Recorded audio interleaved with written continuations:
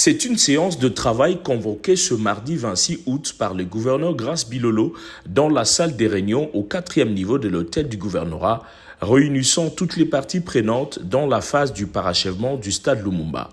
Le gouverneur Bilolo, restant dans les fondamentaux de la soumission d'offres des travaux du parachèvement, a ouvert cette séance en présence du vice-gouverneur Prosper Ntela et du ministre provincial des ITPR Jacques Condé par une circonscription globale du feuilleton Stade Lumumba. Le bureau technique de contrôle BTC a brossé en détail le tableau du coût du projet dans sa phase de parachèvement élevé à 9 815 857 $ américains, sur lesquels 7 100 000 $ américains ont été déjà remis en espèces, soit 77% de moyens financiers.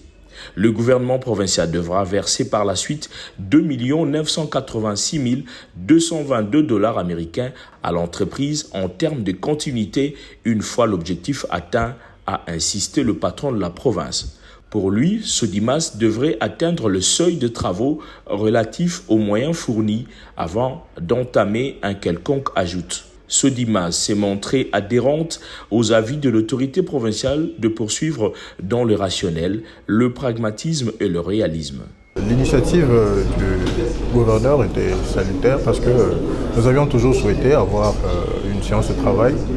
À ce stade, tout ce que nous avons eu à évoquer tout à l'heure est exact. Il y a des tâches que nous sommes en train d'exécuter et il y a des travaux que nous sommes en train de réaliser sur place. L'initiative était très bonne et nous avons plutôt été éclairés sur la vision du gouverneur de la province et nous sommes prêts pour l'accompagner dans ce sens. Nous sommes en train de travailler, je crois, d'ici moins de 2 semaines, la somme dont on parle n'existera plus. Le conseiller du gouverneur en charge de questions juridiques et administratives, Maître Espoir Siassi Condé, qui a participé à cette réunion de travail, estime que le réalisme du patron de la province doit être salué en vue d'offrir finalement au public sportif un stade vieux chantier de 15 ans.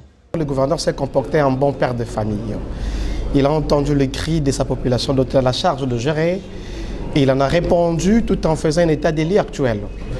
Cet état des lieux est circonscrit sur ce qui a été déjà fait par les prédécesseurs et la proportion des travaux exécutés par l'entreprise.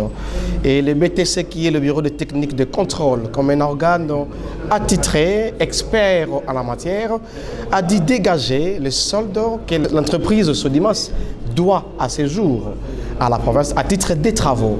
Et c'est l'occasion par laquelle que le gouverneur a voulu être pragmatique, qu'il faille tout d'abord finir ce reliquat en termes de solde pour permettre à apprécier ce qui reste à faire et rendre le stade idéal pour le match. Et donc il s'attelle là-dessus, il martèle, il a estimé dans sa théorie des pragmatismes d'indiquer les urgences qui permettraient que le stade soit ouvert dans un bref délai, maximum de 3 mois, mais il faudrait la volonté.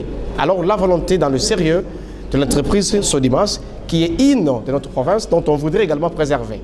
Le gouverneur, un homme responsable et conséquent, après avoir proposé la création d'une commission ad hoc pour le suivi, a fixé un délai de 3 mois courants et a appelé l'entreprise à l'observance de ses recommandations, à l'instar de l'entreprise Mango, pour passer à l'essentiel, parmi lesquels l'embellissement du vestiaire, la finition priorisée de la charpente de la tribune d'honneur, les garde-fous aux abords du stade en guise de sécurité de la population.